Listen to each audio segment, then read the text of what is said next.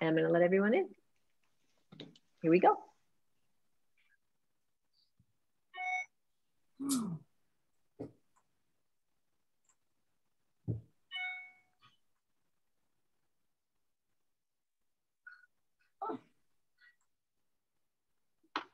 Hello, everyone. Welcome.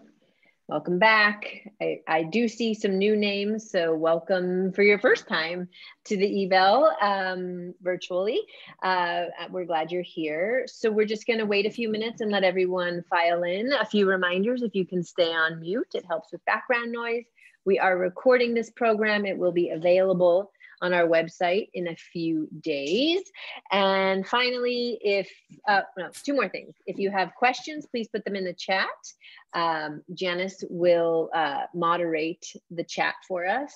And then if your camera is not on and you want to be seen, we would love to see you. If you need help, please unmute and we'll get you seen. So welcome. We're going to start in a few minutes. We're just going to let everyone file in.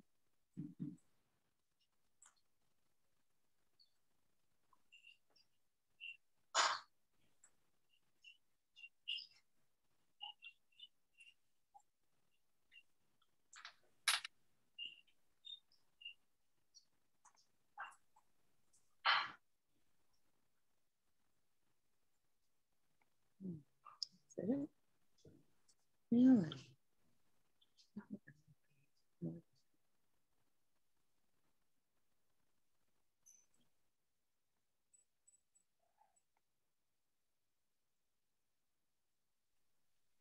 Hello again, everybody. Welcome. We're just going to wait one more minute and we'll get started. We're glad you're here. My name is Meredith Dayton. I'm on staff here at the eval. Lorian, just a few reminders. If you can stay on mute during the program, it will help with any background noise. Please put any questions in the chat and Janice will be moderating that. We are recording this program. I've only said this a million times. We are recording this program and it will be available on our website in a few days. And finally, if your camera is off and you would like it to be on and you're having some trouble, please unmute now and I will help you with that. We're just going to wait one more minute.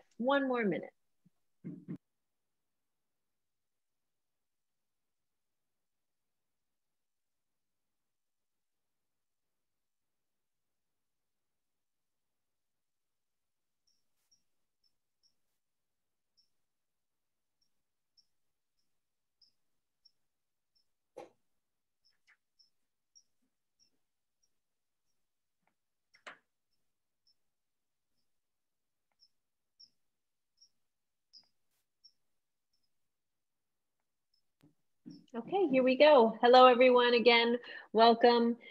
Please stay on mute for background noise. We're going to get started right now. Any questions, please put them in the chat for Janice. We are recording this program and it will be available on our website. And so now, without further ado, I would like to introduce you to Patricia Lombard, our eval president. Oh, you're on mute, Patty. I'm on mute. I always do that. Hello, welcome. I'm Patty Lombard. It's my honor to serve as the 64th president of the eval and my pleasure to welcome you to our wonderful program today. It's a special treat to have a sister of an eval member. For those of you who are new to the eval, we are a women's club founded 126 years ago by a handful of women to educate women. Today, our mission has evolved to host social and cultural events that inspire and empower women, award scholarships to students, and provide grants to charities that help at-risk women and children in the Los Angeles community. Nearly 17 months ago, the pandemic mandated the closure of our historic Wilshire Boulevard clubhouse. Shortly thereafter, we moved all of our programming online, and alas, I am only virtually in our lovely library you can see in the background, but we are getting ready to reopen the eval. So you will get some information from us on follow-up and we hope to see you there in the building. We are delighted that you are here and welcome you to learn more about the eval if you are new. New members are always welcome. Our dues are very reasonable and we will send you some information. You'll be part of our wonderful programming like this, which comes from our board director, Phyllis Hansen, who handles our programs as well as our committees. So it's wonderful. Everybody is involved in this process, and it's my pleasure to introduce Phyllis now, who will get us started. Welcome, all of you goddesses. We are all goddesses today. As our speaker, Lisa Levart, will tell us, it's easy to remember her name. She just told us, we just remember Lisa Love Art. This is our final speaker program of the eBell season, the season which runs from July 1st through June 30th. And it's our next to the last program of the year. Tomorrow night, all of you Jeopardy fans will get to play our very own version of Jeopardy. So tune in at 5 o'clock, don't forget. But anyway, so this is sort of bittersweet to end the season, but it's going to be a great program, uplifting program. We're all going to feel our spiritual selves, I believe. And we are connecting today from the Hudson Valley, New York, Nyack, I'm told specifically. So this is, again, one of our national programs. And we have our chair today is the speaker's sister, Janice, our very own governance board member. So Janice is going to introduce Lisa for us. Janice? Well, hello. And welcome. I'm delighted to see you all here to listen to a wonderful presentation by photographer Lisa Levart. Lisa is an extraordinary photographer.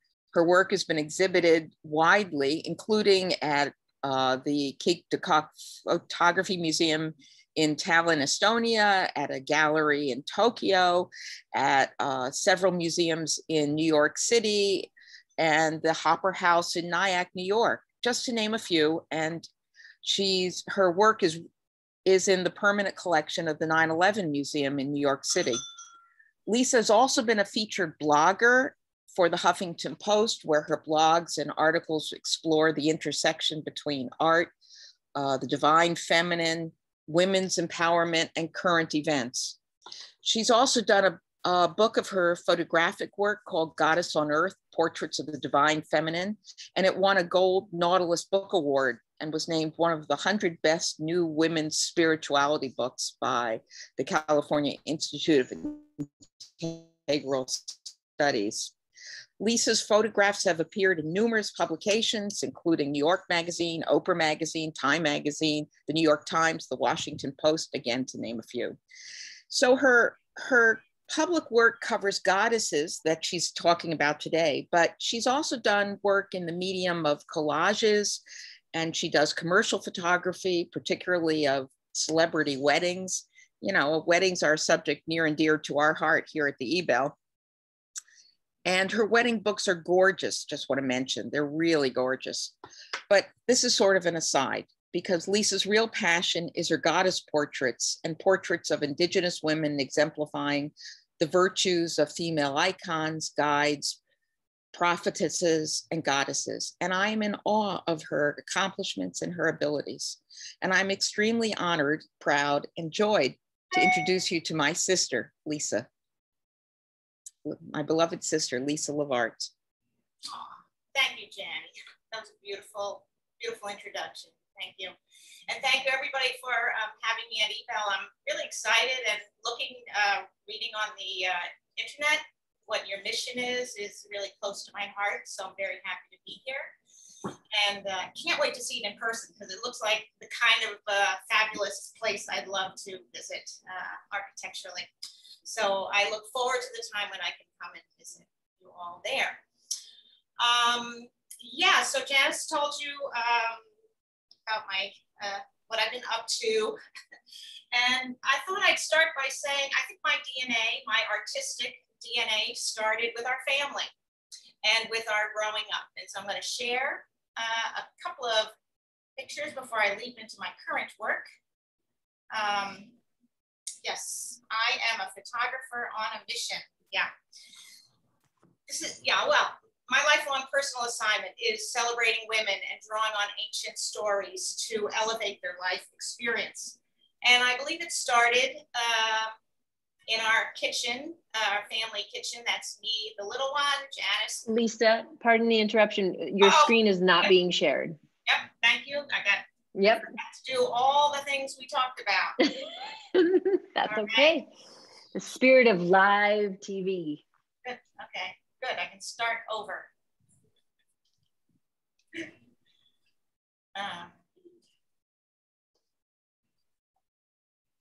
All right, there we go. How's that? If you can make it full screen, we'll be all set.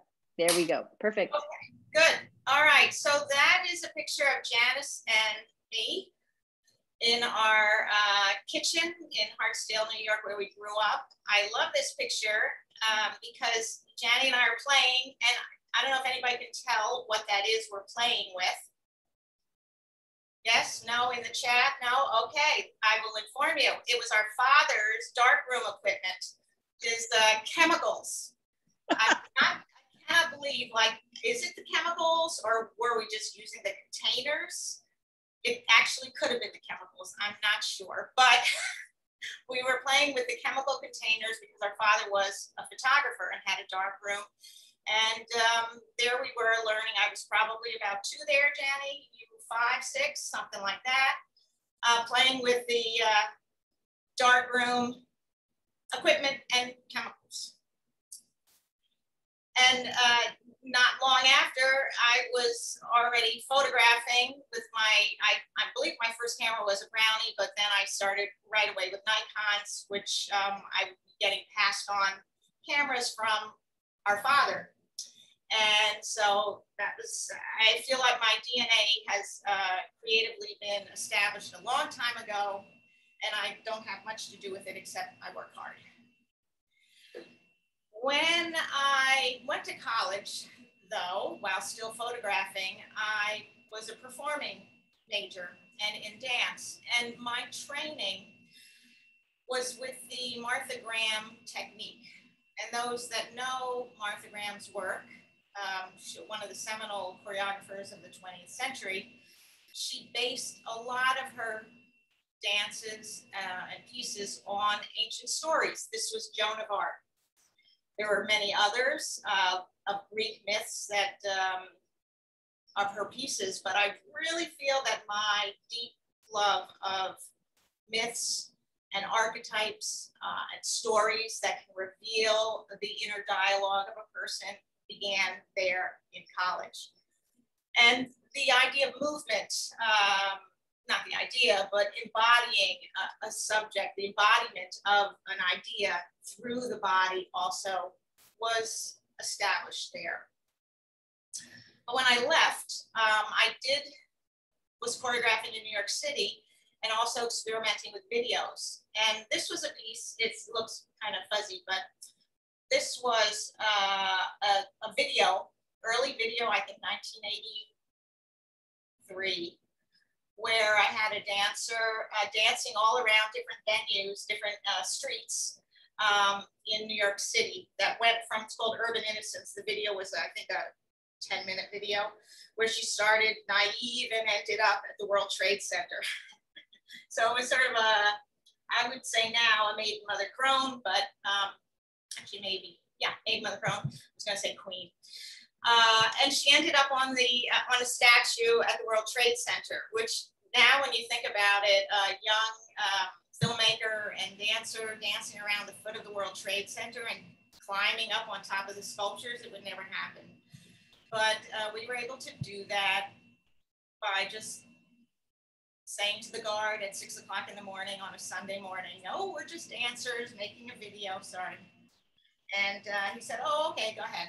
So this is the video that's in the 9/11 museum. I'm very proud of that. And this dancer, Liz Benjamin, is now in your neck of the woods, is a Hollywood TV writer, producer, and extraordinaire.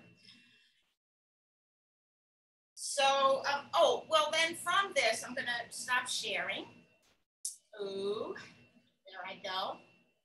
Am I good, Meredith? Yeah, thumbs up. Yes, ma'am, yep, you are. Okay, so from there, I really started to explore more of the still photography rather than, well, actually I was doing doing multimedia installations and still by going into communities and photographing women as sacred myths. And I did that several different commissions where I go into the community, meet women, and then ask them to portray a goddess, a sacred myth, a story that was particularly relevant in their lives, and then would make installations out of that. They were some that were in a mall. I love it that it was in a well-trafficked mall, and it was a 4-story installation of banners of these women that were 12 feet high, spanning 4 floors. And I thought, how fabulous, bringing goddesses into the mall. And it was very successful, ran for 3 months, and created a little bit of controversy, but all good, all good. And I'm going to show you a short documentary of one of the installations I did at a theater that I was commissioned at in New Jersey and Essex County, where the theater commissioned me to go into the community. They chose the women, and then I worked with a young Haitian woman. I worked with a mother and a daughter, and another woman who was a very accomplished jazz singer, well-known actress, and I made an installation from the photographs in their theater where people would sit surrounded by screens and watch the women, the portrayals that we've come up with. So I'm going to show you a video of that. It's like 5 minutes of that installation. Okay. Oh, let me go back. Hold on. Go back. Hold on. Stop that. Well, find it. Other video going.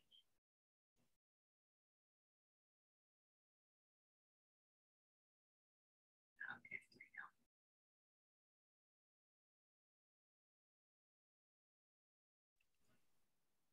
So we're not shared. I know. I had the other video going, and now I have to go back. So I'm good. There we go.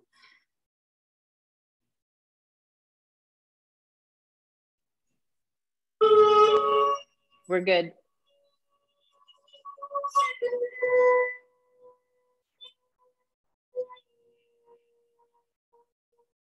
Goddess on Earth is a site-specific multimedia installation that celebrates women in local communities. These installations are a collaboration as the women themselves choose the myth that most reflects their lives, their passions, and their inspirations. After they make the portraits, they're edited into a video and made into larger than life-size banners. So the final installation really reflects the unique and varied nature of the community itself. And yet there's a universal message, one of empowerment and connectivity.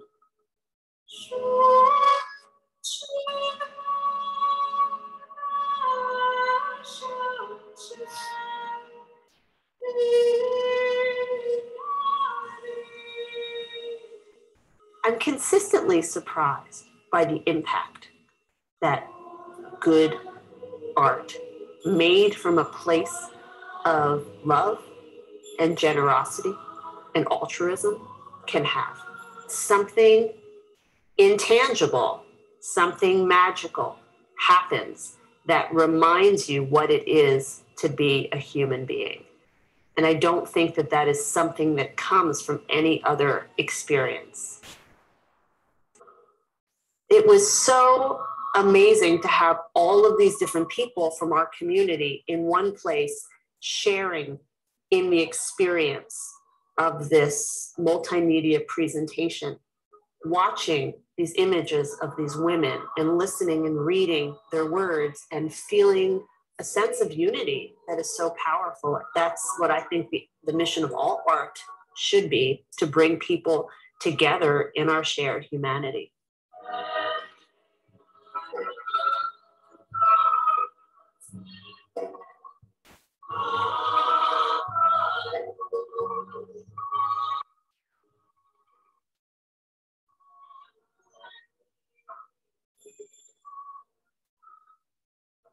I think that one of the most amazing things about Lisa's project, Goddess on Earth, is the process of discovering what the photographs are going to be.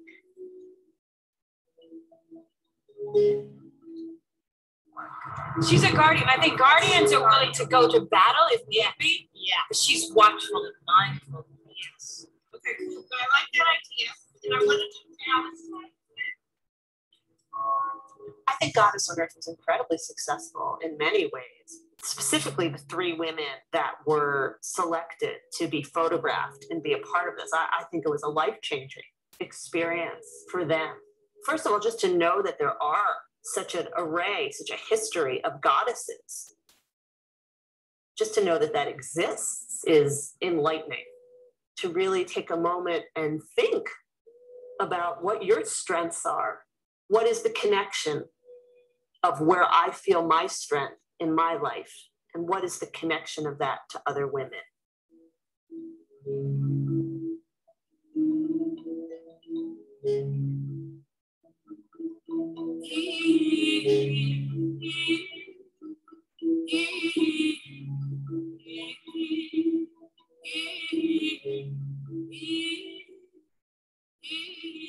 It's always new to me, that reminder of how powerful sharing art can be.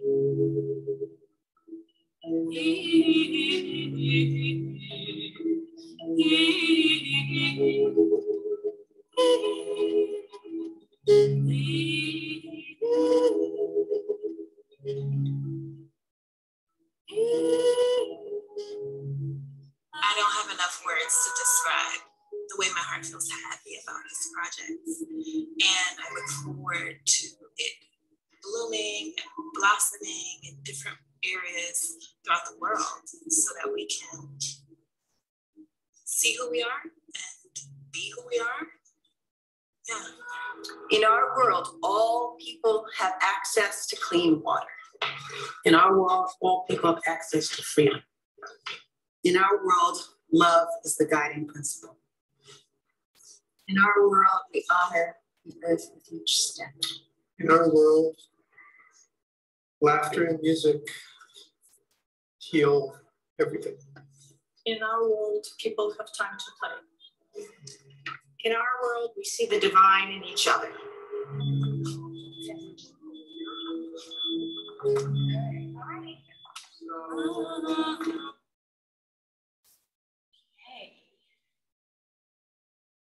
Okay, so that was a beautiful installation at the Loom Stage Theater.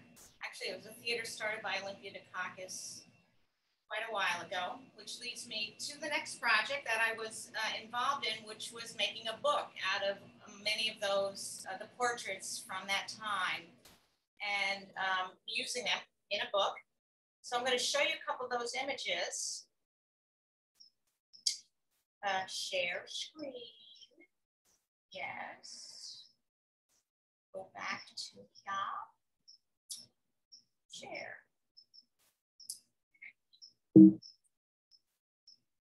Did we good? We good? Yep, we can see it. Okay. So the book Goddess on Earth, Portraits of the Divine Feminine, came out in 2011, and I'm always amazed at the generosity of the women that I photograph and how much they reveal of themselves. So in the book, the women would, again, they would have chosen what sacred myth to portray, and then they wrote about it. The writing was all theirs, sharing their feelings about it, and how, in this case, Fatima was inspiring to them. And an example, this is a good example of how to meet these young women. I went to the mosque. I had a meeting with the imam. I had tea. I had to tell him about the project. So it was very vetted until he was the one that chose the women to work with me. And then, of course, they had to want to as well. So that's very typical. Each portrait takes a very long time. It's not really about the, I kind of think it's not really about the actual taking of the photographs. It's more the process. It's that meeting the imam, meeting the young girls, talking about what does Fatima mean to them, and where would they want to be photographed? How did they want to be photographed? What do they want to say through me out to the world? So I was a very, the process is really typical and atypical because each one is unique. Durga, these are pages from the book. Durga is a fierce Hindu goddess, and this is Madhur Jaffrey, if any of you are cooks. She's a very famous Indian cookbook writer, and she had a restaurant in New York City, and she's very fierce. I was quite scared of her, but I got a photograph, so I'm okay. No, of course I'm okay, but I mean, it was a scary moment. These are fierce. A lot of the women that I photograph are very fierce warrior women, and I have to rise up to that moment with them. And, you know, I go through my own things. Just being honest.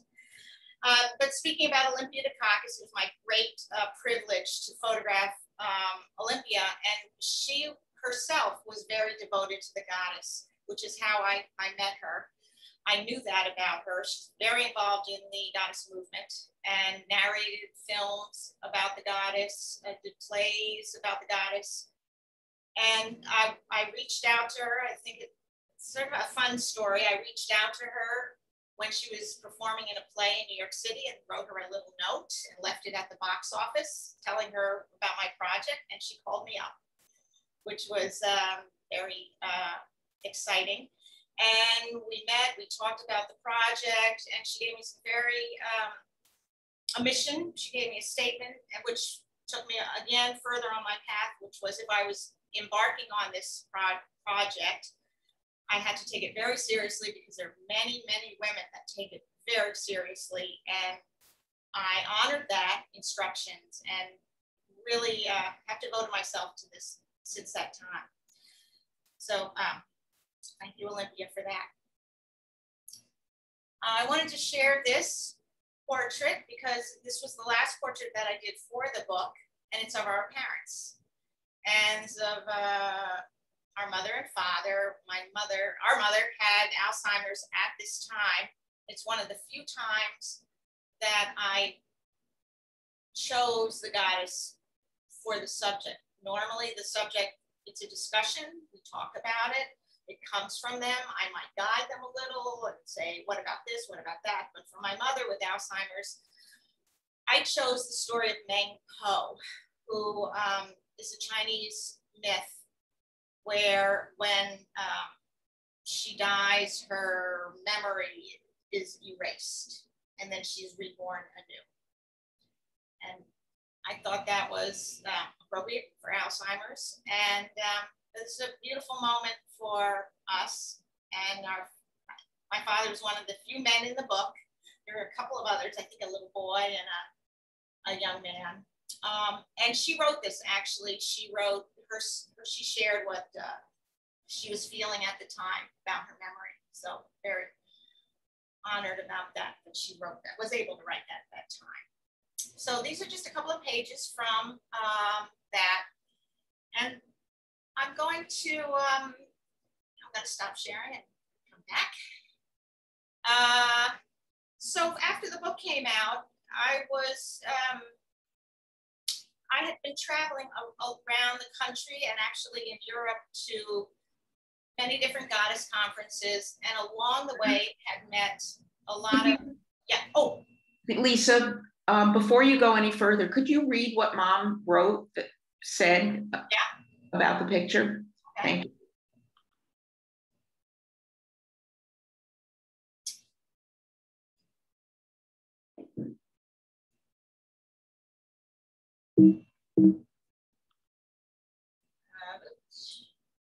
There we go.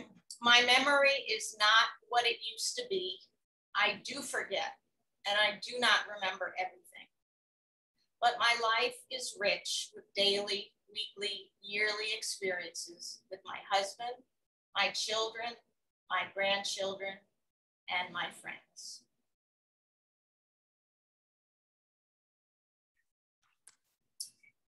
And she was a very successful dance educator, started a dance department at a college, and Sharon. She's very successful, and at this point in her life, it was all about her friends and her family.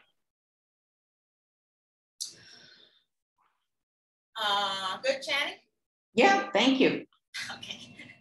So then I reached out to, what I was going to share was that traveling around to goddess conferences around the country, I met a lot of Indigenous women. There's an overlap of the Indigenous world and feminist spirituality. And I started to question Hudson Valley, who were the Indigenous tribe, and I did not know. So again, I reached out to someone who reached out to the community, and the Ramapo Lenape Nation is the Indigenous people of this area of the Hudson Valley. They were had been living in Manhattan, the original inhabitants of Manhattan. And I met with the chief, Chief Perry, who introduced me to Chief Clara Sorenhawk, who was another chief, and through her, talking to her, we had long conversations about what the project would be. And that's how the next project got started, always through discussion. And I'm going to show you a little clip of the making of one of the images with one of the members of the Ramapo Lenape Nation. See a question? Oh, yeah, Meredith is good. Okay. Share. Oh, hold on. Show it back.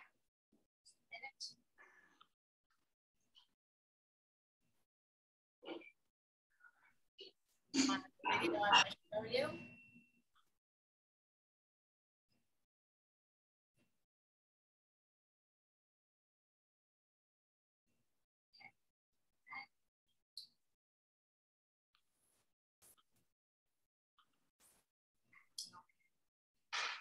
So this is Autumn Lorraine. Autumn Lorraine as I'm Autumn Lorraine. I'm from the Ramapo Lenape tribe, and I'm Rainbow Crow. I chose the Rainbow Crow because even though she was the most beautiful bird in the entire world, she sacrificed all of that just to save the other animals. For me, at the base of what love is giving the sacrifice of what's most important to you and taking other people as a part of yourself.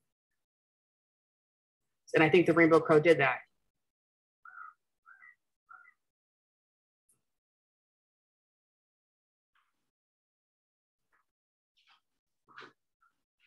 I'll show you another one during that time. These are just short little 1-minute videos of the making of and hearing the women's voices about their choice. So can you still see everything? Everything's still good? Yep. My name is Zuri Crispin. Okay. I am Kuan Yin. I chose to portray Kuan Yin because I am a listener. I am very observant and I'm an artist. So the things that I hear and see, I channel into my art, and I absorb the feelings and emotions of others, which helps me to create. It's important to remember to listen to others, but also listen to yourself and learn from yourself. Really hear yourself. But that's the hardest part. I tell myself that I'm beautiful, that I'm worthy, that I'm smart, I'm enough. Learning to love yourself, I think, is really important, which Kuan Yin has helped me.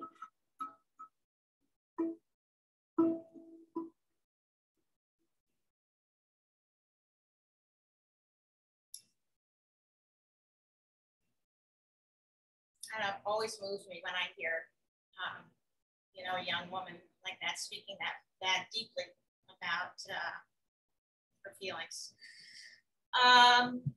So I worked with the Ramapo Lenape.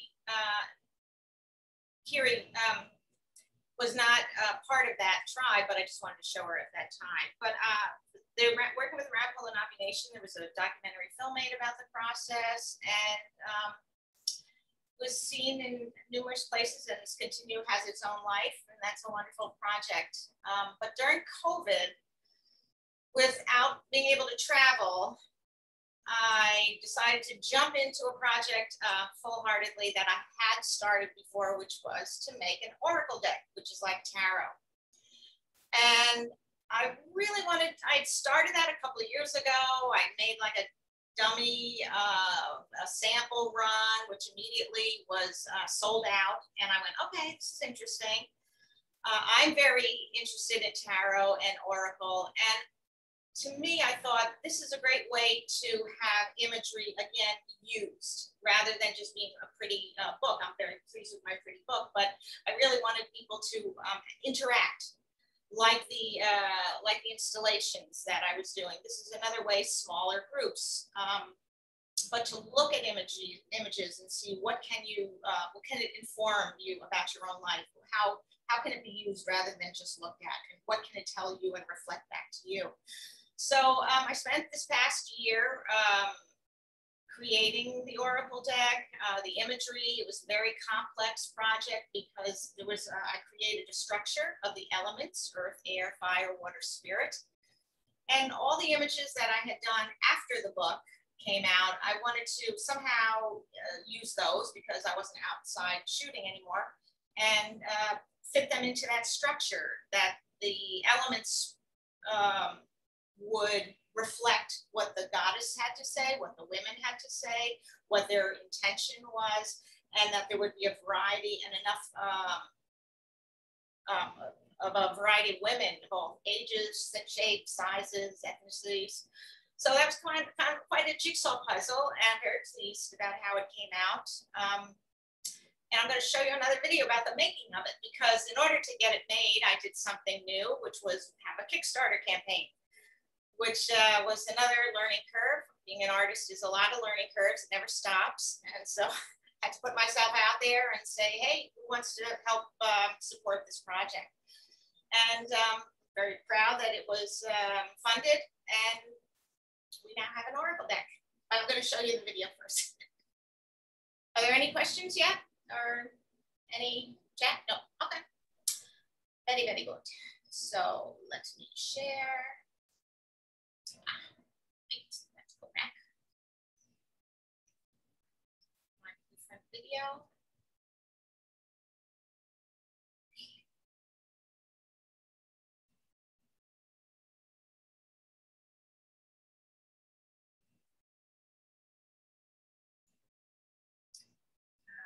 Hold on.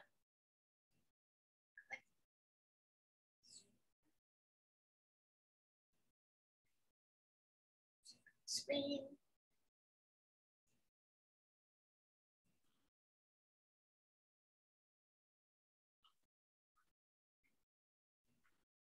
Should be going.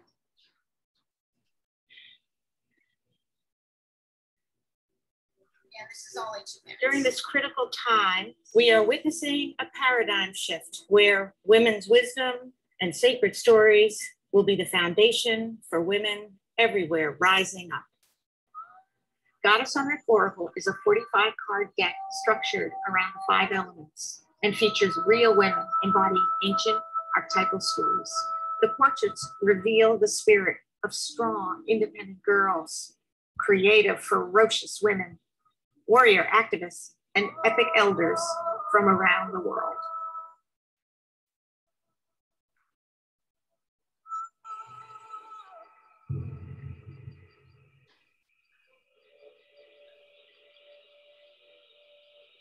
Mamiwata is an African water deity, and she is used in many cultures across the African diaspora as well as Caribbean ones. And why I love her is that she's kind of all powerful in a sense.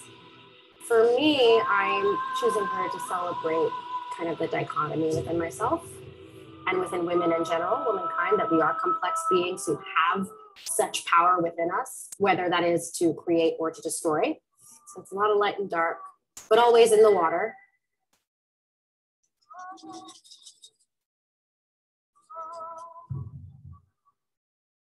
Pele is ferociously a guardian over her little sister in a form of an egg who's being carried around, almost being nurtured and protected like a small child. To me, Pele means to stand in your power, to birth, nurture, destroy, and put to death.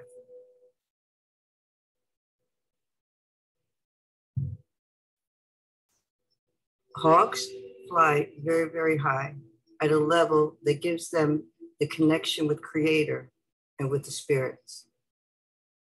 The hawk has the keenest eyesight. When it comes down with purpose and it doesn't miss. I'm Lisa Levart, a photographer and an artist. And for the past 20 years, I've used my art to fiercely support the empowerment of women worldwide. Each woman has shared their wisdom and sacred knowledge with me. I've made this deck to share their wisdom with you.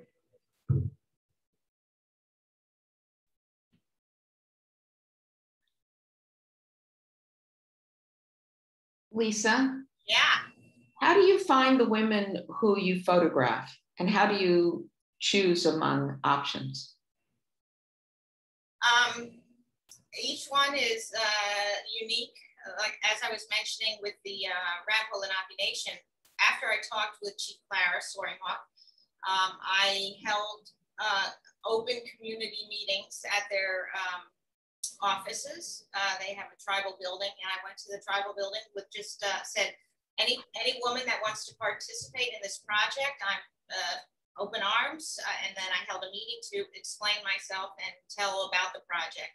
And whoever showed up and said yes and they wanted to, I worked with. So it's entirely whoever shows up and says yes. It's always saying yes. Other times from my book, there's a woman that I met at a Nyack Street Fair. I said, "You're a goddess." And she went, "Yes, I am." So they're all very different. I mentioned about Olympia Dukakis. It was very meaningful to her. So, and when she knew my intent, what my intention was, she said yes. The other, you just saw the video, Michelle Manu, I was photographed right near you in Simi Valley at the Goddess Conference, Janny, that you visited when I was out there. She was, I often photograph women at conferences, at meetings, at goddess, meetings. So that's another way. I just always approach women who inspire me, who I'd like to learn from. I'm always curious about learning the stories and the myths that I don't know anything about. I like to explore as much unknown myths that have been buried as possible to help bring them back up to life. I feel the Greeks and the Romans have been, we know a lot about them. So the others are very interesting. Does that help? Share how? Yeah. Okay. So, so now we're at the Oracle deck, which is my new project, which was only launched. Janny was there in New York, and with the Oracle deck just came out. And again, it was another way to share the wisdom that like I said in the video, share their wisdom in a wider way to get people to interact with the images, to help them grow in their own journeys. So I'm trying a new version of that with this Oracle deck. And so I thought I would show, I actually did a card spread before we logged on. And I'll talk about what I got, thinking about, well, how will this conversation go with you all? I'm going to show you that.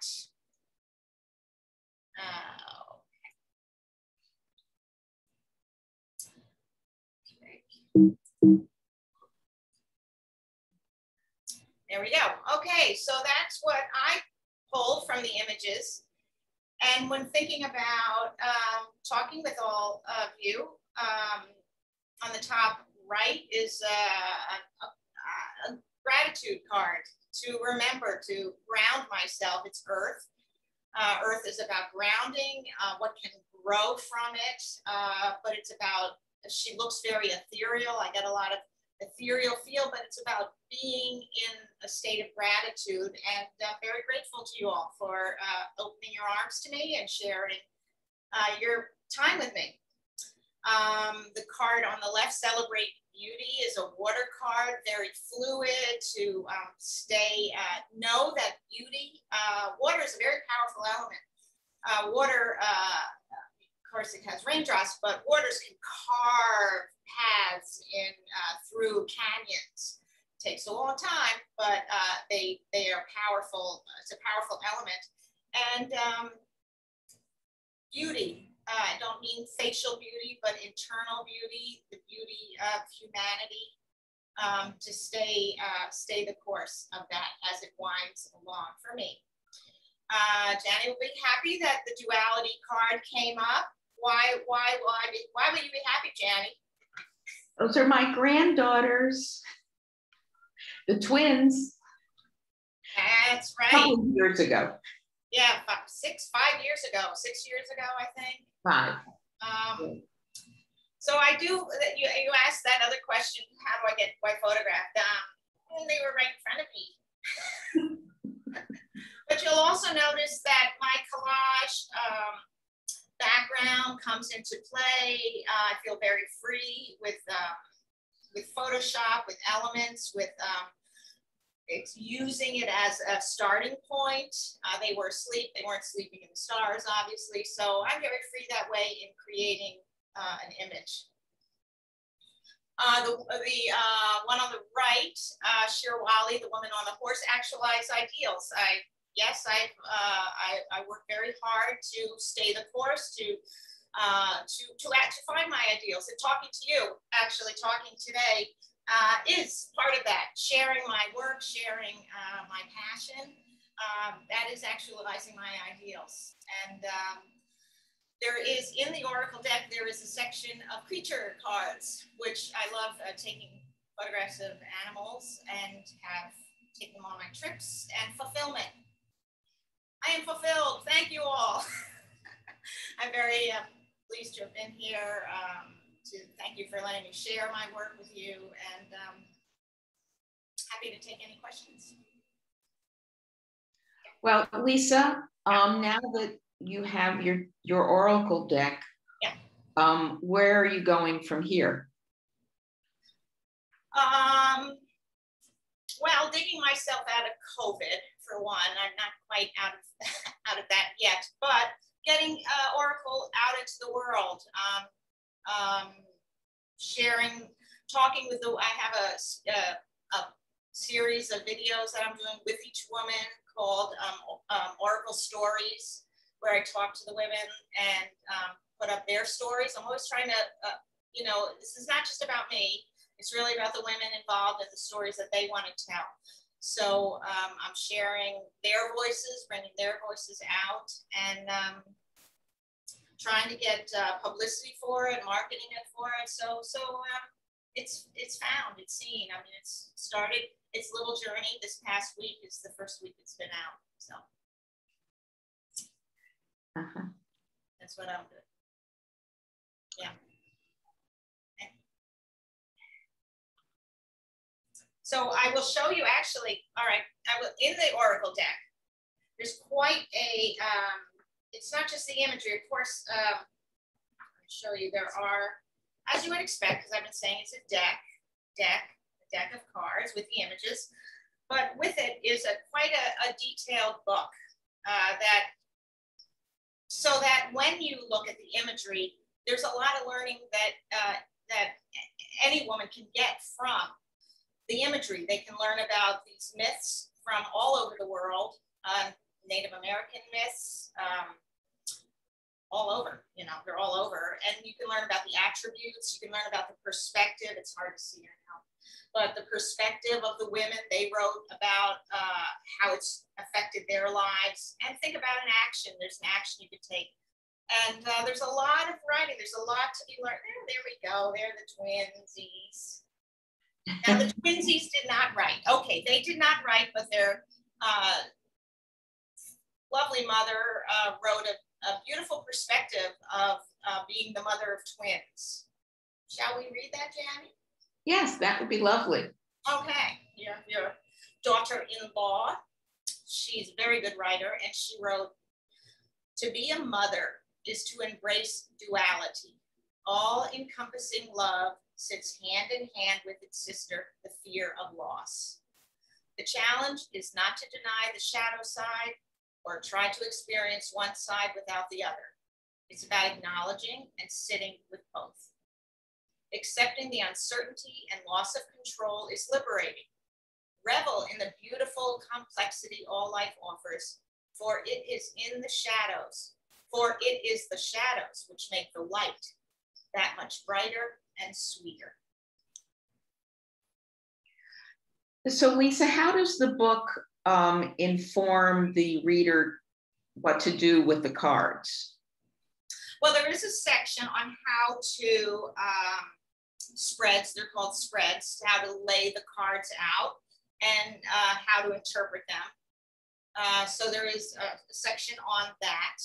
It's a lot about igniting your intuition, not igniting it, but getting more in touch with it, not more in touch. Many people are already in touch with it, but rather than burying your intuition, these are oracle cards and tarot cards are not fortune telling. I don't think they're not telling the fortune. They're helping you understand yourself better and how to ask yourself questions like, what can I do to have made this talk better? That was my question. How could my talk, what can I personally approach it in a way that would help facilitate a good talk today?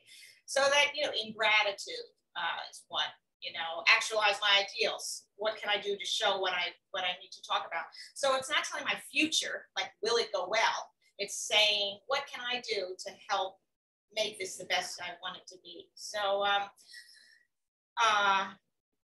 there is a section in the book, as I mentioned, about spreads, and then each card will tell you ways to interpret the card. And then again, it's what do you bring to it? What do you see? Allow yourself to look and be inspired by those twins or whatever floating in space. What does it mean to you? How did it relate to your life? Lisa, could you, there's a question about your book, A Goddess on Earth. Could you mention it a little bit more? Sure. Yeah. Beautiful book. It's absolutely glorious. Yeah, it is a beautiful book. It was printed in Italy at an atelier there, and it is the same theme of goddesses from all over the world, women writing about it. It's got a wonderful, I don't know if I'll mention it, the foreword is written by Jean Schneider-Bolin, a wonderful psychiatrist, a Jungian psychiatrist, very involved in the goddess world. I consider her a mentor, and wrote a seminal book of Goddesses in Every Woman. It's a great book. And then the afterword was written by Starhawk, who is a California. They're all California. California is filled with goddesses, as we are all goddesses. And it's a hotbed of goddesses. So it is, there are 3 sections. They wrote the forward and the afterword. There's 3 sections of Maiden, Mother, Crone, which is the life cycle of women. In the back of each section is a gold section, which you can learn about the myths. So I had a writer writing about the actual myths. So you could read about it if you were inspired to. A lot of people use this on their altars. They read one a day. But I also paired it with classical art from around, let's see there. You see that classical art from around the world. And I'm trying to see. Lisa, are the photographs different or are the books the same as the cards? No. Okay. The book was finished in 2011, and the cards are all after the book came out. So there's no overlap. Only overlap, I will say, is that there is a group of young women that I've been photographing. This is Maya. Can you see it? Yeah, she was 12. And there are several women in the deck who I've been following. And so I have a new image of them. And I'm going to show you Maya now. Find the Earth card. Well, I follow, must be, no. Okay. Well, I don't see it here. Oh, there it is. Okay. That is her now. And I followed a group of young women from as 12-year-olds and then photographed them as in their 20s. And several of those women are in the cards. And I have told them all I'll be following them. So in another 10 years, I'll be taking new photographs of them as, and again, it's a choice of sacred myth. What do they want to portray? Very interesting to see how, I mentioned Maya because in her, as Artemis, she said, I wish I could be Artemis. Not everybody chooses the same death. She happened to, but some of the young girls, Maya in particular said, I wish I had her strength. I wish I had her strength. That was her. She wanted to embody that. And then I think from that fierce picture that I showed you, indeed, she does embody it now as a 27-year-old. Yeah. Did that help? So no overlap between, except for that we're following some of these young girls as they grow into maturity. It's fascinating.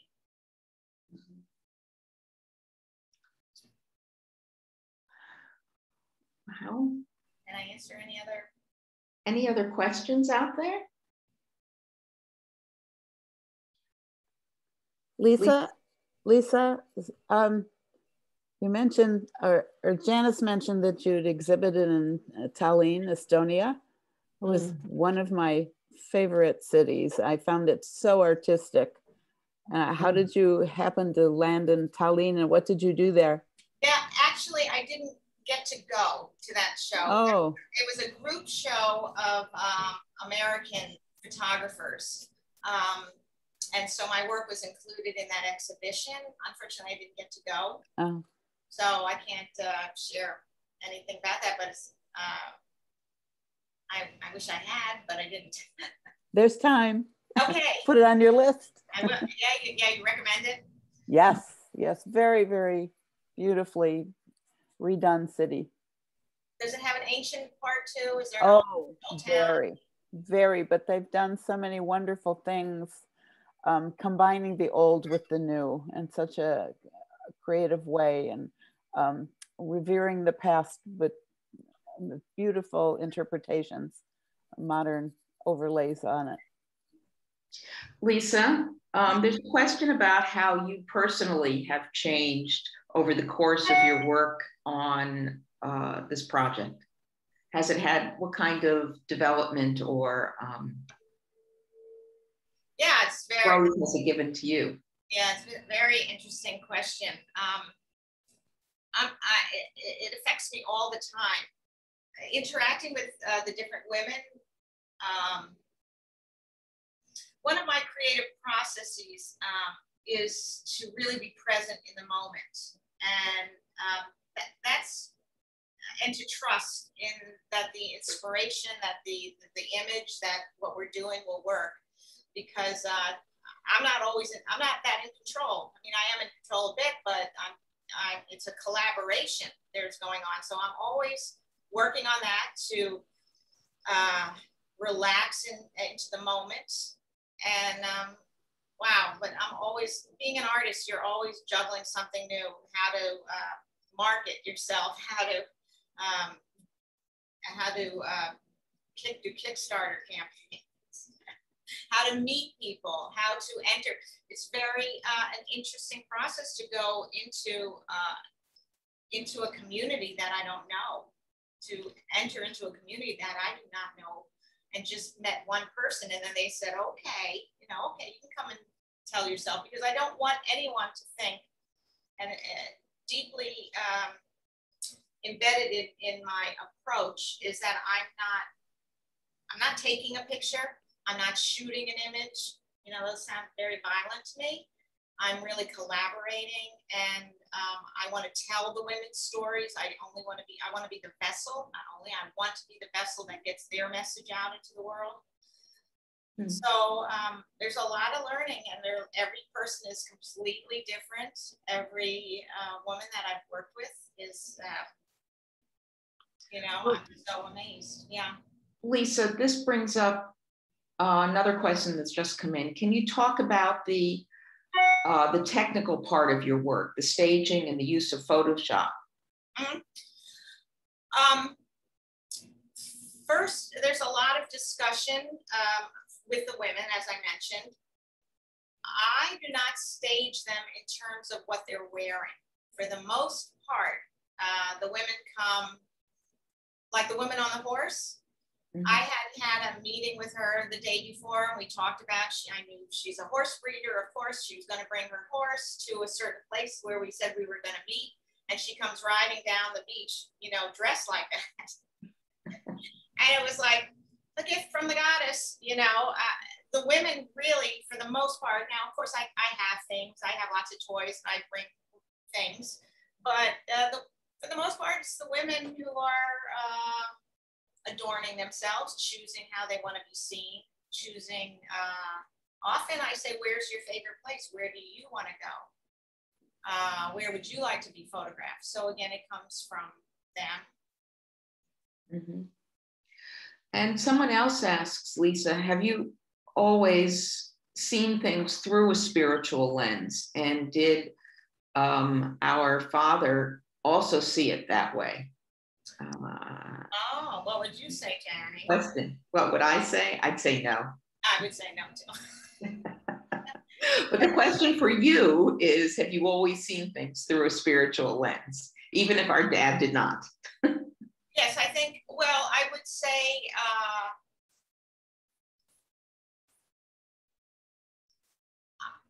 I think so. I would say it first started as an archetype, as a myth, as stories, as sacred stories. But I think it was in my, I think I did.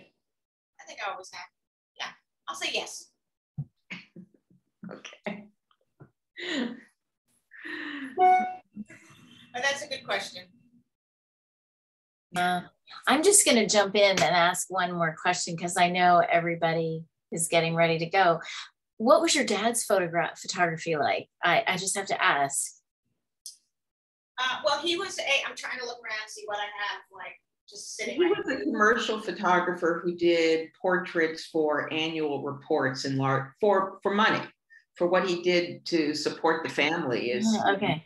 He took pictures for IBM and IT&T and General Foods and various laboratories, pictures of scientists and their equipment, hospitals, all sorts of interesting, industrial photography. But on the other hand, for himself, he did family portraits. He did pictures of mushrooms, actually. It's a whole series of mushroom photographs. Oh. What else, Lisa, did he do? Well, celebrities also. He worked for TV Guide and photographed a lot of celebrities through TV Guide. That's right. And also, but corporate, he traveled around the world photographing events. Like, he didn't do weddings. He did not like weddings, I don't think. But he did event photography. Like, there was Golden Circle, IBM, the biggest salespeople of the year, would be whisked off to Hawaii, and they'd have Sammy Davis Jr. perform for them, and he was photographing. Did you learn a lot from him, just about how to make people feel comfortable and do that, or was he? I don't think I learned about the making people comfortable, but the technical part, just I think that would have come from Mom maybe more. I don't know. This sounds like there's a lot more to this dad story, but we won't go there. Thank you. No, I don't know. But he certainly, I stand on his shoulders for sure. I mean, that's why I brought that up. We were playing with chemicals, you know, and he had a dark room. I remember there's a story in our family. I was asked, like kindergarten or first grade, and what does your father do? And I said, my father works in a dark room. So it was always part of our life. This is how we grew up. Mm-hmm. And I stand on his shoulders for sure. We both do. We both do. Anyways. Mm-hmm. That seems like a nice place to wrap this up. So thanks everyone for coming, and I hope to see you all tomorrow night at 5 o'clock for our game night with your Manhattan. The recipe is in the invite. We're going to be playing the game about men, which is the reason we're having a Manhattan. We make your own. So then we will see you hopefully at the barbecue on Sunday, August 8th. The invitations will be going out soon. Meredith is getting that all put together for us. Any other announcements? Okay. Well, thank you. Thank you for having me. I really appreciated it. Thank you for letting me talk about my artwork, and really enjoyed it. Thank you, Lisa. It was fascinating. Yeah, thank you, Janice and Lisa. And maybe next time we'll get to see you at the eBell. That would be so fun. Maybe some eBells, a series. Would love to. Can't wait. Thanks. Take care. Bye, everyone. Bye. Bye, everybody. Bye. Have a great summer.